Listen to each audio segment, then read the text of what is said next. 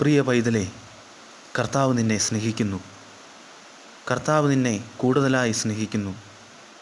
കർത്താവിന് നിന്നെ കൊണ്ട് ആവശ്യമുണ്ട്. മറ്റാരും നിന്നെ മനസ്സിലാക്കിയില്ലെങ്കിലും അറിഞ്ഞില്ലെങ്കിലും കർത്താവ് നിന്നെ അറിയുന്നു. നിൻ്റെ ഭാരങ്ങൾ, പ്രയാസങ്ങൾ, കണ്ണുനീരുകൾ ഇവയൊക്കെയും കർത്താവ് മനസ്സിലാക്കുന്നു. നീ രാവും പകലും ഇരുന്ന് കരഞ്ഞ വിഷയത്തിന്മേൽ കർത്താവ് നിൻ്റെ മേൽ ഇന്നൊരു അത്ഭുതം പ്രവർത്തിക്കും. നീ ഇന്നത് കാണും. നിൻ്റെ ഭവനത്തിലേക്ക് കർത്താവ് കടന്നു വരും. നിൻ്റെ വിലാപത്തെ മാറ്റി അനുഗ്രഹത്തെ നിനക്ക് പ്രദാനം ചെയ്യും. നിൻ്റെ കൈക്കുമ്പിളിൽ നിറയെ ധനം കൊണ്ട് നിറയും. കർത്താവ് നിന്നെ മാനിക്കും, ഉയർത്തും. നീ അത് കാണും.